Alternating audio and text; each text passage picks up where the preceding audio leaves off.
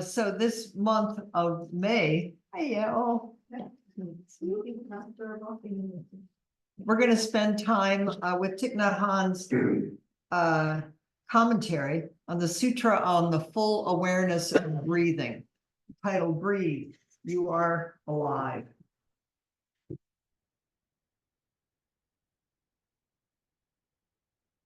And there's lots of wonderful meditations and exercises in this and teachings. Thich Nhat Hanh is rather brilliant, or is, of making Buddhist concepts accessible. And so he's really grounded in the basic teachings, and we'll spend a little time with that, which it's really nice to know the teachings. It could even be important. It even might change your life. Who knows? But if it's all in your head, it's just going to be a nice thing in your head. Living it and embodying it is always the point, if there is a point. So that's what we'll be doing is doing the teachings through Thich Nhat Hanh's commentary and experiencing it in our bodies, in our breath.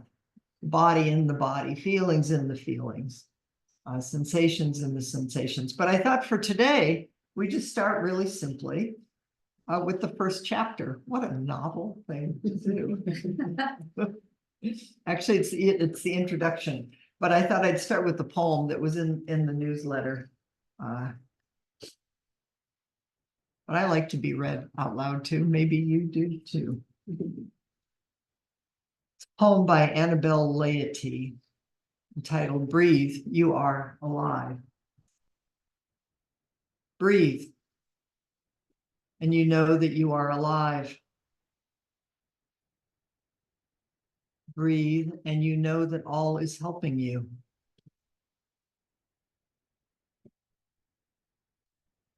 Breathe, and you know that you are the world. Breathe, and you know that the flower is breathing too. Breathe for yourself, and you breathe for the world. Breathe in compassion and breathe out joy. Breathe and be one with the air that you breathe. Breathe and be one with the river that flows. Breathe and be one with the earth that you tread. Breathe and be one with the fire that glows. Breathe and you break the thought of birth and death. Breathe and you see that impermanence is life. Breathe for your joy to be steady and calm. Breathe for your sorrow to flow away. Breathe to renew every cell in your blood. Breathe to renew the depths of consciousness. Breathe and you dwell in the here and now. And breathe and all you touch is new and real. Thich Nhat Hanh. Introduction. Stop and breathe. In the Sutra on the Full Awareness of Breathing, also known as the Anapanasati Sutta, the Buddha shows us how to transform our fear, despair, anger, and craving. Well, it's a really good thing all of us don't have any of that, and that we're not in a time where there. This is a really good thing to be doing right now. Fear, despair, anger, craving for it to be different. Anybody notice any of these feelings? I was so happy the day I discovered this sutra. I thought I discovered the greatest treasure in the world. Before, I'd been content to simply gain knowledge. I didn't know how to enjoy the present moment, how to look deeply into my life, and how to enjoy the positive conditions that were all around me. This sutra is so basic and so wonderful. There are many great sutras. But approaching them without this sutra is like trying to reach the top of a mountain without a path to go on. So this is really basic, which in Buddhism doesn't mean stupid or like 101. It means like this is the ground of everything. Breathing is a means of awakening and maintaining full attention in order to look carefully, long, and deeply, to see the nature of all things and to arrive at liberation. The Sutra on the Full Awareness of Breathing is the Buddha's way to help us remember to breathe and to enjoy our breath. When you breathe in slowly, mindfully, you can enjoy your in-breath. I'm laughing because my husband has some notes in here and he says, it's not just a grim task. I've been in enough Zen centers where it looked like it was a grim task and I couldn't figure out why everybody looked so grim. It's actually breathing is quite amazing. Just breathing in can make you very happy. Allow yourself to be happy while breathing in. You know that many people have a stuffed nose. They don't enjoy their in-breath very much. So if you're able to breathe freely, that's already something. You know that breathing out freely helps release toxins, and that is something wonderful and healthy. And for those of us who enjoy breathing in and out, this is already the practice of peace and happiness. Peace and happiness are already there inside of you and all around you. I'm going to say that again. Peace and happiness are already right here, inside of us and all around us. The more that we can embody this and be this, the more we can help the world. Because the world doesn't look very peaceful or happy often. Maybe not spring day, but the news. But you know what? The news isn't out there either. What we're doing here matters. We all have the tendency to run away from suffering. But the fact is that without suffering, there is no way to cultivate understanding and compassion. I don't want to send my friends and children to a place without suffering. I don't want to send my friends and children to a place without suffering. Because a place without suffering is a place without understanding and compassion. Without understanding and compassion, there can be no happiness. We've got everything we need. In Plum Village, where I lived, we have a lotus pond. A lotus can never grow without mud. We cannot plant a lotus on marbles. Hanh had a sense of humor. So just as the mud plays a very vital role in bringing out the lotus, suffering plays a vital role in bringing out understanding and compassion. Make friends with your suffering. When we embrace our suffering and look deeply into it, we can learn a lot. In Buddhism, we often speak of taking refuge in the Buddha. The Buddha is not a person outside of us, but the energy of mindfulness and concentration and insight and understanding in us. We all have the seeds of compassion in us. There are times we are capable of understanding and capable of being compassionate. The energy and understanding and compassion can be generated from within us. That is the energy of the Buddha inside. The Buddha is always there within you, and you can touch the Buddha at any time you like. One of the ways you reach the Buddha anytime and anywhere is through your breath. So I'm sort of trying not to laugh here because I'm having a memory that I gave a Dharma talk last night and on Zoom to a group in Sacramento. And they all thought, I mean, at least the people who said anything, they liked it and they thought I was really kind and really compassionate. And I mean, and I'm sure it was in that moment. And then we had company, an old friend of Evan's, my son's. And I told her that and my husband that. And I said, they think I'm really kind and compassionate. I looked at my husband and said, it's true, isn't it all the time? And he went, yeah, well. It's just like, we come here and we're all really, really good most of the time, you know? So no, we're human beings, for goodness sakes. It's like if I didn't act out sometimes, I wouldn't get to go deeper in my understanding and my compassion, and I wouldn't get to show up and have all of you, at least sometimes, think I'm kind and compassionate. But then when I go and do something else, that's it too. You know, you can't just kind of parse this apart. It's all Buddha. The Buddha is in you. And the Buddha knows how to breathe and how to walk very beautifully. When you forget, you can ask the Buddha to come, and he or she will come right away. You don't need to wait. I wrote these gathas, small practice poems, to remind us of this. So here's what I'm going to do is I'm going to read these gathas. Maybe okay, that's what I'm going to do. Breathing gatha 1. Just feel them. Settle yourself. Just be with the gatha.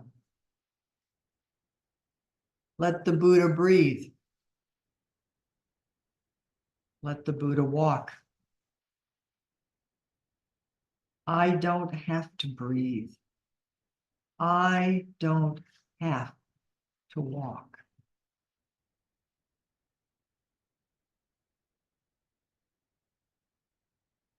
We're lazy from time to time. We're human.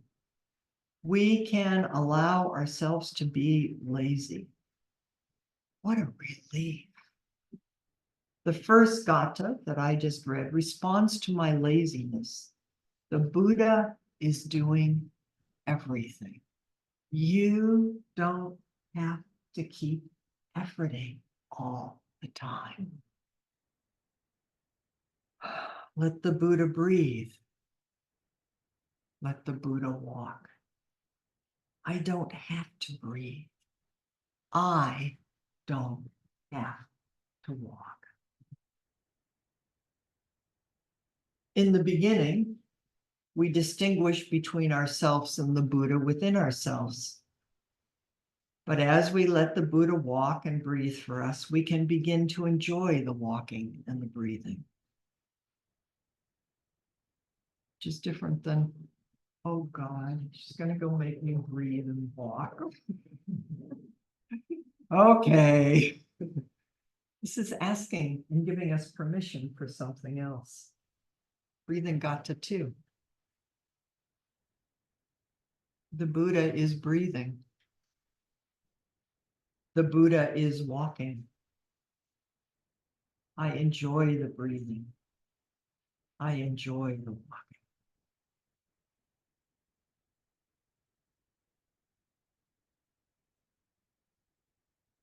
Breathing gatha 3. Buddha is the breathing. Buddha is the walking. I am the breathing. I am the walking.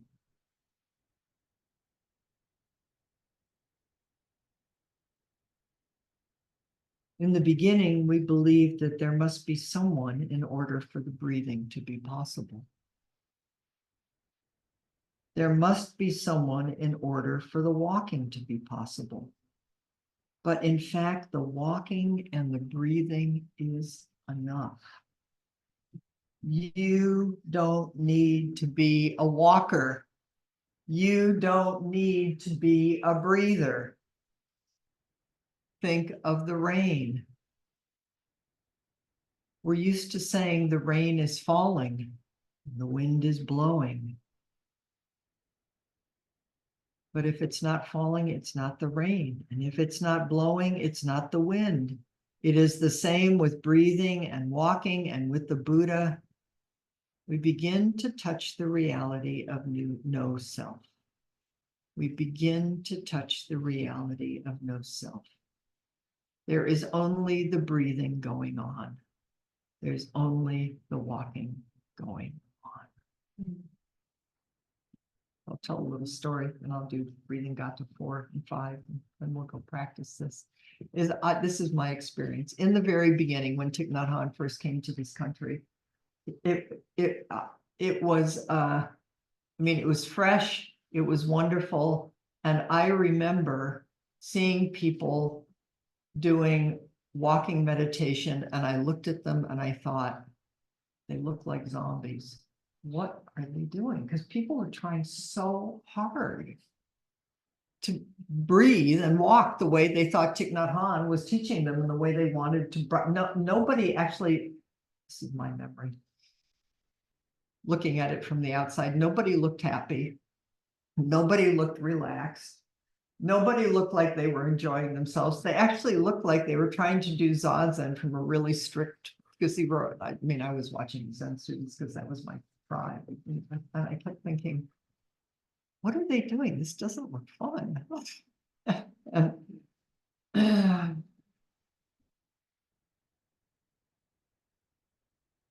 and maybe it's kind of like when you first study anything, it's like you get really serious and you try really hard. And that's part of it, is you need to do that because that's how you learn something new.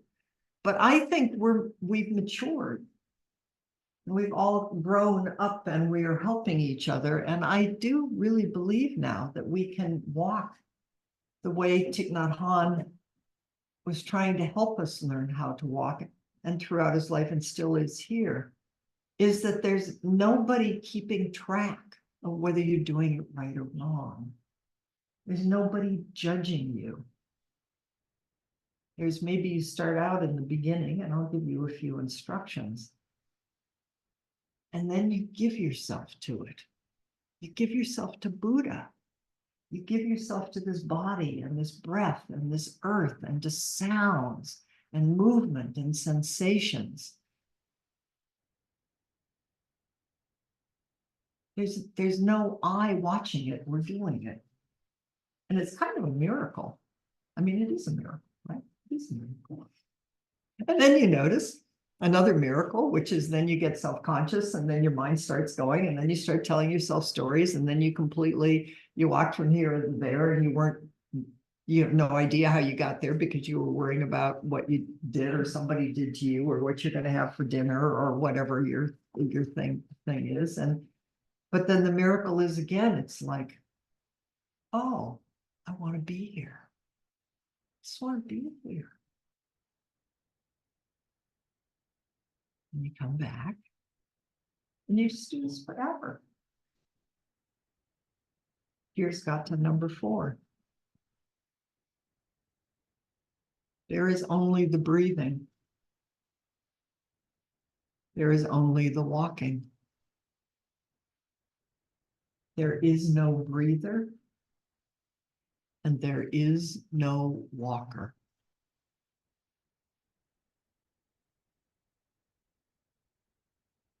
Peace while breathing.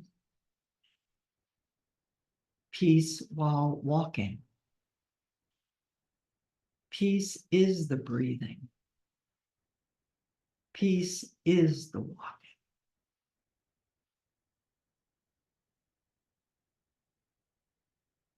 In traditional Chinese medicine, doctors often offer their patients something healing that is delicious to eat. I didn't know that. Isn't that nice? And just by eating, you begin to heal in a pleasant and relaxed way. The same thing is true with the practice. While you practice sitting, you enjoy sitting. And while you practice breathing, you enjoy the breathing. And if you are able to enjoy yourself, then healing and transformation will take place. That's so cool. It's so simple. When you're able to stop and breathe and enjoy each moment, you're doing it for all your ancestors. Make a peaceful step. Smiling and touching the earth happily is very important. Your practice is not for yourself alone. It benefits the whole world. We practice stopping and observing to arrive at liberation. We live as if we're in a dream. We're dragged into the past and pulled into the future. We're bound by our sorrows, agitation, and fear, and we hold on to our anger, which blocks communication. Liberation, freedom, means transforming and transcending these conditions in order to be fully awake, at ease and in peace, joyfully and freshly. When we live in this way, our life is worth living, and we become a source of joy to our family and to everyone around us.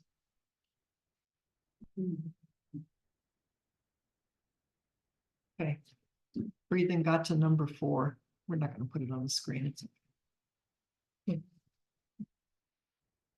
There is only the breathing. There is only the walking. There is no breather.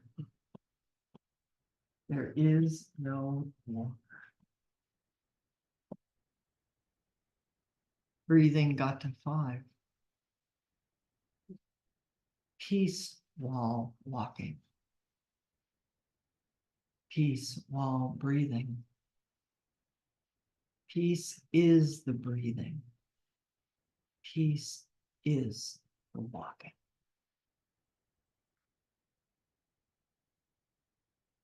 So here's my suggestion, is in a minute, I'm going to give you 20 minutes. Lots of time to enjoy. We've got the courtyard, but we've also got, you can walk down this way and you can walk in the parking lot. You can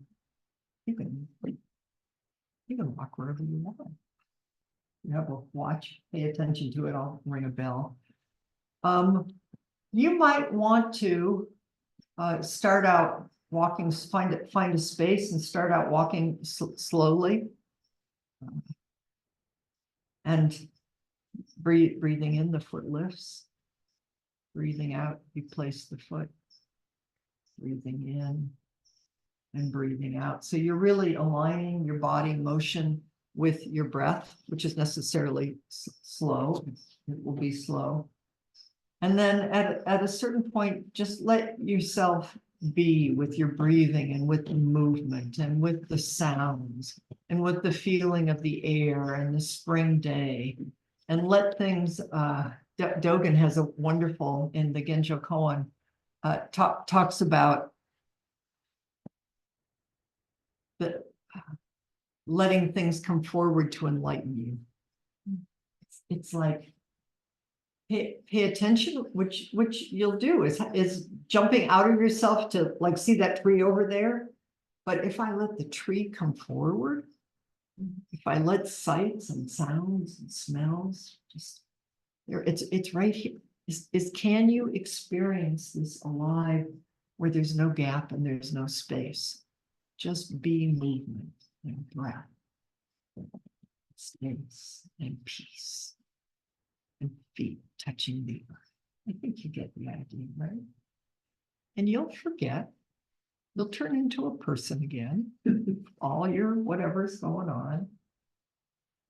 That's it too, because it'll help you remember to come back. Okay, so 20 minutes, which let's say it's a little before 6. Let's be back here by 6:15. Okay, that's a little less than 20 minutes, but you know. Okay, go enjoy yourselves.